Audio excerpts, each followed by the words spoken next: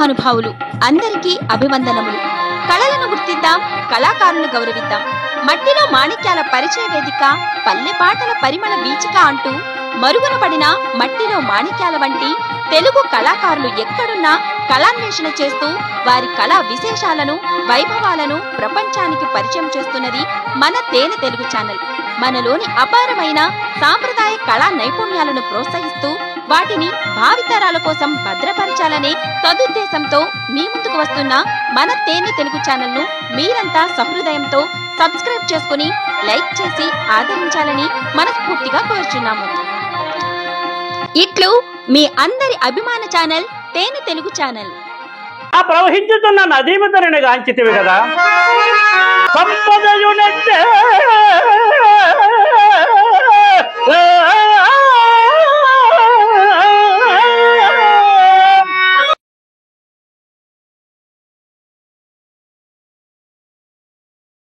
తేనె తెలుగు యూట్యూబ్ ప్రేక్షకులకు స్వాగతం, సుస్వాగతం. మరి ఈనాటి శతాధిక కళాభిషేకంలో విశాఖపట్నం గాజువాక ప్రాంతంలో ఉన్నటువంటి ప్రముఖ కళాకారుల్ని ఈరోజు మీకు పరిచయం చేయబోతున్నాం. మరి మీరందరూ కూడా మన తేనె తెలుగు యూట్యూబ్ ఛానల్ని సబ్స్క్రైబ్ చేసుకొని ఆదరించాలని ప్రార్థిస్తున్నాం. సార్ నమస్కారం. నమస్కారం. మరి మీ గురించి మీ స్వీయ పరిచయాన్ని మా ప్రేక్షకులకు తెలియజేయండి. అందరికీ నమస్కారం. నా పేరు అరటికట్ల ఆచారి. మా నాన్నగారి పేరు అప్పలస్వామి, అమ్మగారి పేరు లక్ష్మీనారాయణమ్మ. మేము నలుగురు అన్నదమ్ములు, ఒక అక్క చెల్లెలు. అది శ్రీకాకుళం జిల్లా వీరఘట్టం మండలం అడారు గ్రామం. అడారు గ్రామంలో నేను నా జననము. అక్కడ నా విద్యాభ్యాసం అంతా మా పక్క గ్రామమైనటువంటి బిటివాడ గ్రామంలో విద్యాభ్యాసం 10వ తరగతి వరకు జరిగింది. అక్కడి నుంచి చదువు చాలించి ఇంకా వృత్తిలో పడి ఈ కళారంగం మీద ఉన్నటువంటి మక్కువతో చిన్నప్పుడు మా గ్రామంలో వినాయక గణపతి నవరాత్రులకి, శ్రీరామనవమికి నాటకాలు ప్రతి సంవత్సరం కూడాను గ్రామ పెద్దలు పెద్ద పెద్ద యాక్టర్లు తీసుకొచ్చి ఆడించేవారు. అలాంటి సందర్భాల్లో ఆ నాటకాలు ఎక్కువ శాతం చూడడం జరిగింది. నేను అక్కడే కాకుండా పక్క గ్రామాలు కూడా ఇంచుమించు 10-15-20 కిలోమీటర్ల దూరం వరకు కూడా నడుచుకొని వెళ్ళి నాటకాలు చూసి తిరిగి వచ్చి పడుకునే సందర్భాలు కొన్ని ఉన్నాయి. ఈ కళాభిషేకాన్ని ఓ ప్రార్థనా గీతంతో మొదలు పెట్టిన తర్వాత మిగతా విషయాలు మాట్లాడుకుందాం. శుక్లాంబరధరం విష్ణు శశివర్ణం చతుర్భుజం ప్రసన్నవదనం ఛాయే సర్వ విఘ్నోపశాంతయే అగజానన పద్మార్కం గజానన మహర్నిశం అనేకదౌతం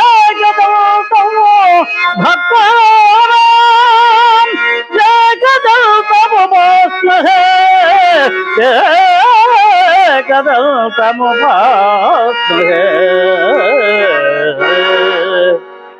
చాలా సంతోషం సార్. మరి మీ రంగస్థల ప్రవేశము అంటే చిన్ననాటి నుండి నాటకాలంటే మక్కువ, ఎక్కడ నాటకాలు ఆడినా అది అర్ధరాత్రి అయినా తెల్లవారుజాము అయినా ఎంత దూరమైనా వెళ్ళి నాటకాలు చూసేటటువంటి ఒక అభిరుచి ఉంది మీలో. ఆ రకంగా మీరు నాటకాల్లోకి ప్రవేశించారంటారు.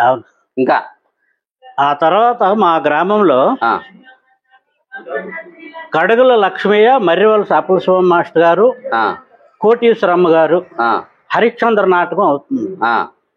ఆ నాటకంలో నా ప్రప్రథంగా అదే నాటక రంగం ప్రవేశం. ఆ రోజు లోహితాసుడి పాత్ర నా చేత ధరించారు. ఆ రోజు నాకు మర్రివలస అప్పలస్వామి మాస్టర్ గారు దగ్గరికి తీసుకొని, అప్పుడు ఆమదాల వలస వాస్తవ్యులు మర్రివలస అప్పలస్వామి మాస్టర్ గారు అంటే మంచి యాక్టర్, అయినా మంచి పేరు ప్రఖ్యాతులు ఉన్నటువంటి యాక్టర్ అయిన ఆయన చేతులతో నాకు బొట్టు పెట్టారు కోటీశ్వరమ్మ గారును మర్రివలస అప్పలస్వామి మాస్టర్ గారు. ఆ రోజు లోహితాసుడితో ప్రారంభమైనటువంటి నా నాటక ప్రస్థానం ఈ రోజు శ్రీకృష్ణ రాయబారం టోటల్ గా నాటకం ఆడతాను, తర్వాత గైవపక్షను త్రోఅవుట్ నాటకం ఆడతాను, రామాంజన త్రోఅవుట్ ఆడతాను, హరిశ్చంద్రలో నక్షత్ర ఈ నాటకం. ఆ రోజు హరిశ్చంద్ర పాత్ర వేసిన తర్వాత అలా కొన్నాళ్ళు గడిచిపోయిన తర్వాత అక్కడికి అది ఆగిపోయింది. ఆగిపోయిన తర్వాత నేను 7th క్లాసో 8th క్లాసో చదువుతున్న టైంలో మా ఊర్లో ఒక ముగ్గురు కుర్రోళ్ళం, ఒక రైతుల అబ్బాయి, ఒక షావుకారుల అబ్బాయి, మేము విశ్వబ్రాహ్మణులం. మా ముగ్గురం కలిసి ఒక శ్రీకృష్ణ రాయబారం అనేటువంటి బుర్రకథ తీసాం, ముగ్గురు మగవాళ్ళం.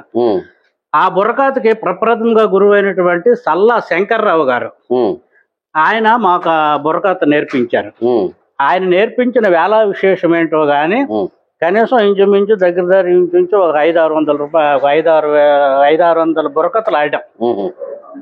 అది అయింది. అలాగా జరుగుతుండగా, ఆ బుర్రకథ అలా జరుగుతుండగా హరిశ్చంద్ర నాటకం తీద్దామని సంకల్పం కలిగి హరిశ్చంద్ర నాటకం తీసాం. మా బుర్రకథ ట్రూప్ లో సెంటర్ పాడేటువంటి షావుకారుల అబ్బాయి, ఆయన హరిశ్చంద్ర వేసేవాడు. నేనేమో చంద్రమతి పాత్ర ఫస్ట్ టైం చంద్రమతి చంద్రమతి నేర్చుకున్నాను. అయిన తర్వాత ఒక 100 నాటకాలు ఆడాం.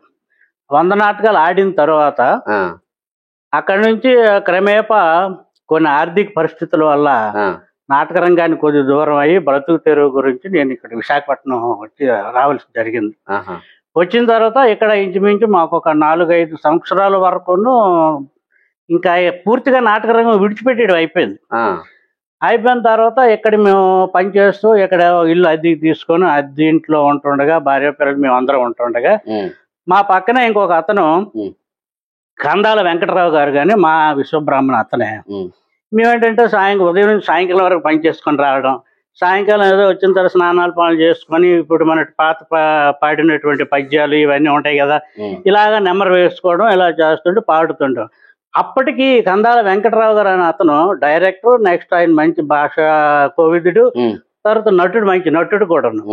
ఆయన ఏం చేసేవాడు అంటే, నీలో ఇంత టాలెంట్ ఉంది కదా, మరి ఎందుకు నువ్వు ఇలా చేస్తున్నావు అంటే, ఏం చేస్తాం, మనకు ఆర్థిక పరిస్థితి మనం చేయగలిగింది ఏం లేదు, మనం ఏం చేయలేం అని అంటే, సరే అయితే ఏదో చేద్దాంలే అనే ఉద్దేశం మీద ఆయన ఏం చేశాడంటే, ఇలాగ ఉంటుండగా అయితే మనం ఒక నాటక సమాజం నిర్మించుదాం అని చెప్పేసి ఆయన ఒక ప్లాన్ ఇచ్చాడు. నాటక సమాజం నిర్మించుదాం అని చెప్పేసి అనుకుంటే అది ఖర్చుతో కూడిన పని కాబట్టి ఏం చేయగలం అని చెప్పేసి అనుకుని అందరికీ అక్కడ ఉన్నటువంటి కళారంగం మీద ఉన్నటువంటి కళాకారులు అందరూ కూడా దాని మీద అందరికీ చెప్పిన తర్వాత అందరం కూడా దానికి ఏకీభవించి నాటకం సమాజం ప్రారంభించాం. ఎప్పుడు 93, 94, 96లో స్టార్ట్ చేసిన తర్వాత అప్పటికి మాకు ఇక్కడ సుందరయ్య కాలనీలో కొవ్వూరు నారాయణ రాజు గారు అని స్టీల్ ప్లాంట్ అందులో రాజులు, ఆయన మంచి కళాకారుడు, కళా పోషకుడు, ఆయన మంచి వాయిస్ ఉన్న వ్యక్తి. ఆయన సంప్రదిస్తే ఆయన ఏం చేశారని అంటే, సరే మీకు ఎలాంటి సహకారం నేను అందించాలని అందిస్తాను, మీరేమి ఆర్థిక దీని గురించి మీరేమి ఇబ్బంది పడవద్దు, నేను మీకు సహాయ సహకారాలు అందిస్తానని చెప్పేసి ఆయన మాకు భరోసా ఇవ్వడం. ఆ ఇచ్చిన దానివల్ల ఏంటంటే ఆ రోజు ఇక్కడ చోడవరం మండలం తారువ గ్రామం దగ్గర ఒక ఆరిపాక ఆచార్య గారు అనేటువంటి ఒక గురువు గారు ఉన్నారు. ఆచార్య గురువు గారిని తీసుకొచ్చి నాటకం ప్రారంభం, పూజా కార్యక్రమం జరిగింది. జరుగుతుండగా అందరము ప్రాక్టీస్ చేస్తుండగా మా మధ్యలో ఆయన కొన్ని అనివార్య కారణం వల్ల ఆయన రాలేకపోయారు. ఆ రాలేకపోయిన తర్వాత మళ్ళీ అప్పుడు ఇంకా ఈ నాటకం ఆగిపోతుంది, ఏం చేద్దాం అనే ఉద్దేశం మీద ఆలోచించి అప్పుడు మళ్ళీ మన చోడవరం మండలమే తురువోలు గ్రామం అనేటువంటి బిల్లకుర్తి సూరిబాబు గారు అని మీకు తెలిసే ఉండొచ్చు. ఆయన రాజుగారి తర్వాత ఆయన బిల్లకుర్తి సూరిబాబు గారు అంటే అంత పెద్ద యాక్టర్. ఆయన గారి అబ్బాయి బిల్లకుర్తి వీరభద్రాచార్య, ఆయన్ని తీసుకొచ్చి మళ్ళీ ఏదో స్థితిగా నాటకం ప్రారంభం చేసి ఆ రోజు నాటకం మా గ్రామంలోనే అందరం సొంతగా డబ్బులు వేసుకొని నాటకం ఆ రోజే మేము మా ఊర్లో ప్రదర్శన జరిగింది. ఆ ప్రదర్శన జరిగిన వేళ విశేషం ఏంటో కానీ దాంతో కూడా కొన్ని దగ్గర నుంచి ఒక 100-150 నాటకాల వరకు ఈ చుట్టుపక్కల గ్రామాల్లో గణపతి నవరాత్రులకి, శ్రీరామనవమికి ఇలాగా ఆడడం జరిగింది. అది అలా ఉంటుండగా గయోపాక్షం అలాగా నేర్చుకున్నాం కాబట్టి ఆ గయోపాక్ష నాటకం అయిపోయిన తర్వాత హరిశ్చంద్ర నాటకం చేద్దామనే ఉద్దేశం మీద దాడి తాతారావు గారు అని ఒక గురువు గారు గోపాలపట్నం, ఆయన తీసుకొచ్చి గయోపాక్ష నాటకం హరిశ్చంద్ర నాటకం ప్రారంభించాం. హరిశ్చంద్రలో నాటకం ప్రారంభిస్తూ అందరు వేషాలు ఫిలప్ అయిపోయి నా వేషం ఫిలప్ లేదు. అప్పుడేమో అందరూ వేశారు కాబట్టి మేనేజ్మెంట్ నువ్వు చేస్తున్నావు కాబట్టి ఎలా చేద్దామో నువ్వు వారణాసి హరిశ్చంద్ర చెయ్యు అని చెప్పేసి ఆయన అనిసంట. మా బావగారు తవిటరాజు గారు ఏమో ఘాట్సీను, ఇంకో మా ఫ్రెండ్ ఒక అతను విశ్వనాథం గారు ఆయన అరణ్ సీను, నేను వారణాసి. ఫస్ట్ మన మొబల రమణ గారు ఆయన ఫస్ట్ ఆఫ్ హరిశ్చంద్ర, ఇలా నలుగురిని కలిసి హరిశ్చంద్ర నాటకం చేసి ఆ ప్రదర్శన కూడా చక్కగా ప్రదర్శన చేస్తాం. అది అలా కొన్నాళ్ళు జరిగిపోయిన తర్వాత మళ్ళీ అనివార్య కారణాల వల్ల ఇంచుమించు 6 సంవత్సరాల వరకు మళ్ళీ నాకు బ్రేక్ పడింది. బ్రేక్ పడిన తర్వాత మళ్ళా అప్పుడు మళ్ళీ ఏం చేద్దామని ఉద్దేశం ఇది చేసిన తర్వాత అప్పుడు మళ్ళా ఈ గైవపాక్షాన్ని నేర్చుకున్నది దానివల్ల ఉంటుండగా అప్పటికి ఇంక ఈ దాడితోతర గారు చనిపోయారు, ఇంకా గురువు గారు ఎవరు లేరు.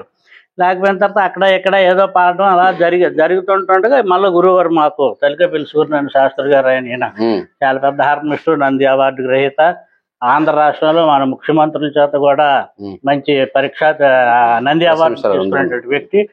ఆయన ఆధ్వర్యంలో పడి మీకు మంచి భవిష్యత్తు ఉంది, మీకు మంచి నేను ఒక కళాకారుడిగా తయారు చేస్తానని ఆయన భరోసా ఇచ్చి నాకు కురుక్షేత్ర నాటకం టోటల్గా ఆయన చెప్పారు. అప్పుడేంటంటే అంతంత మాత్రంగా ఏదో నేర్చుకున్నామో ఏదో చేస్తామో అనేది తప్ప అంత ప్రఖ్యాతిగా ఒక దినిగా చేసినటువంటి బాధ్యత అయితే లేదు. గురువుగారి దగ్గర ఎప్పుడైతే మేము చేసామో దాన్ని కొన్ని మెలుకులు దాన్ని చక్కదిద్ది దాన్ని ఒక రకంగా ఒక లెవెల్లో పెట్టి కురుక్షేత్ర నాటకం అంటే గాజువాకాలు ఆడాలనే స్థాయికి తీసుకొచ్చారు అతను. Very good. ఆ స్థితి తీసుకొచ్చిన తర్వాత రామాంజన యుద్ధం, ఆ తర్వాత గయోపాఖ్యానం, హరిశ్చంద్రలో నక్షత్ర, ఇవే నేను 4 వేషాలే చేస్తాను. చాలా సంతోషం సార్. మొత్తానికి ఇంటర్వ్యూలో చెప్పాల్సినటువంటి అన్ని విషయాలు కూడా మొదటి ప్రార్థన అనంతరమే మీరు అన్ని వివరాలు తెలియజేశారు. మరి ఒక్కొక్క పాత్ర నుంచి ఒక్కొక్క పద్యాన్ని నాకు ఫస్ట్ ముందు దైవపాక్ష నాటకంలో కృష్ణుడిది.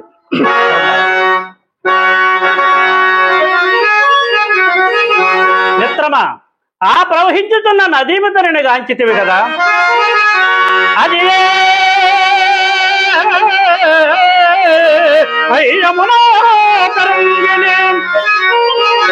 త్రిలోకైక ప్రపంచంబు ఇయదే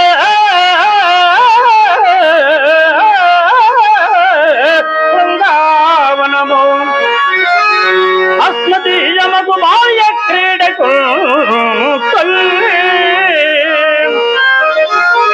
ఇయదే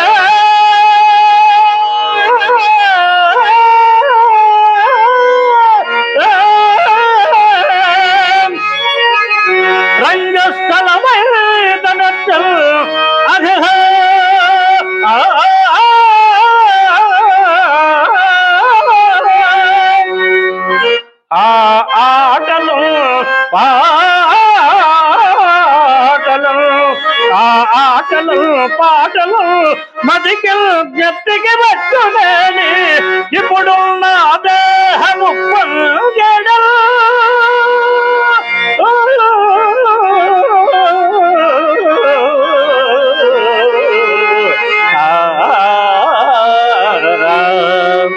చాలా సంతోషం సార్.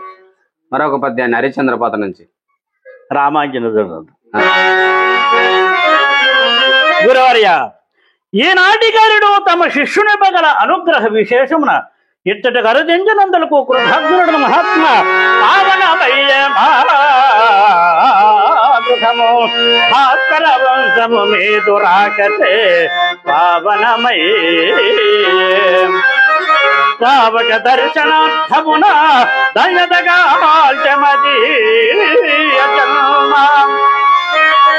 ఓ దీవునంద ప్రభావ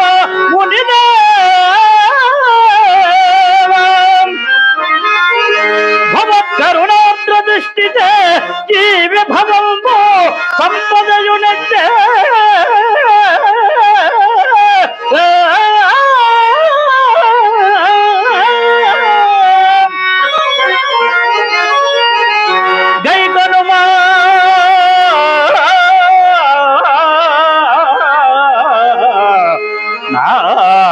నమస్కృతో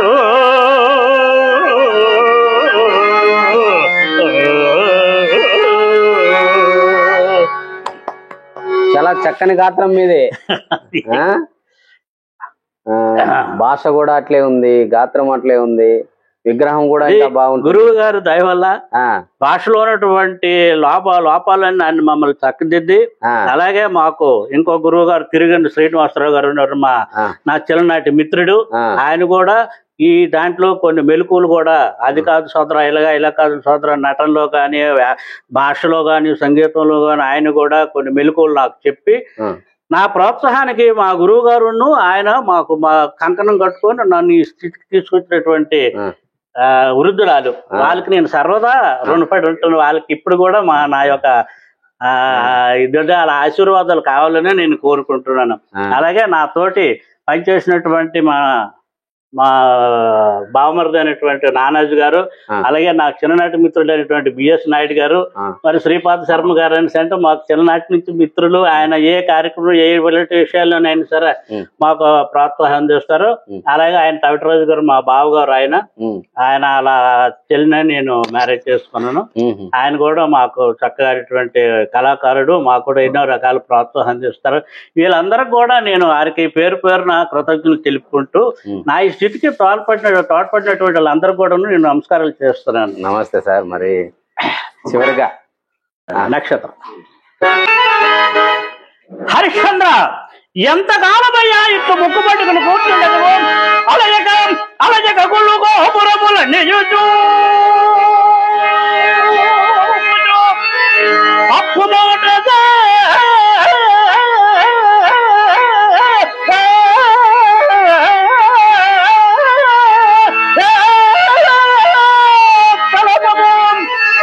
చేరువయ్యను కదా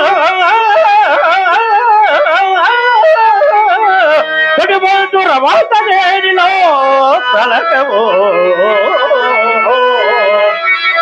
నా ప్రయాసము వృధా జగుతున్నది,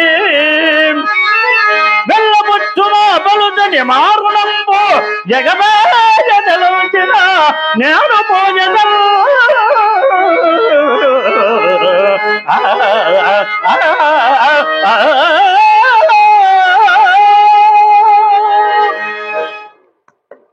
బావా, చూచదము కదా నీ కొలువుకోవటము క్రమక్రమముగా రణకూటముగా మారుతున్నదయ్యా.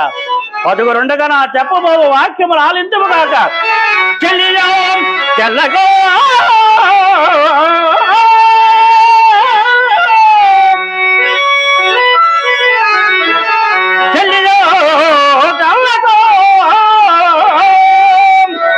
తమకు తెచ్చిన జగ్గులు దైతిరందరం తొల్లి గతిరితే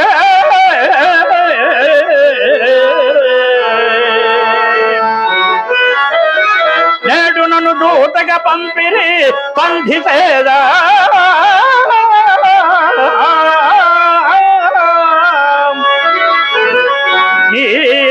పిల్లలు బాబలం ప్రజలు వహింపగా పొద్దు దేశతో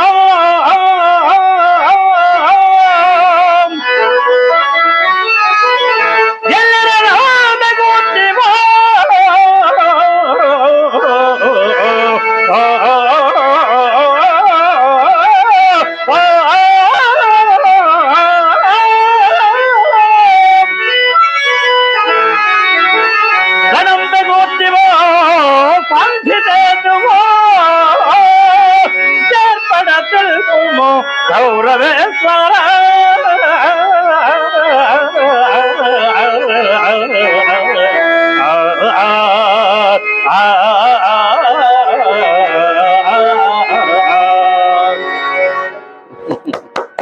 మరి మీరు అందుకున్నటువంటి సన్మానాల సత్కారాల గురించి 2 మాటల్లో. మీకు ఈ కళారంగంలో బివే నాయుడు గారు సాయి కళా నికేతన్ అనేటట్టు ఫస్ట్గా నాకు అప్పుడు ఫస్ట్గా సన్మానం జరిపించారు, మొదటి సన్మానం. తర్వాత మా గాజువాక విశ్వబ్రాహ్మణ ధర్మకళాపీఠం నాగులకొండ ఆశ్లేషాచార్య గారు అని ఈ ధర్మకళాపీఠం వ్యవస్థాపకులు, ఆయన ఉగాది పురస్కారాలు ఇచ్చారు. తర్వాత బ్రహ్మంగారి ఆరాధన ఉత్సవాల్లోనూ నెక్స్ట్ బ్రహ్మంగారి కళ్యాణ ఉత్సవాల్లోనూ కూడా అక్కడ కూడా నాకు సన్మానాలు కార్యక్రమాలు జరిగాయి.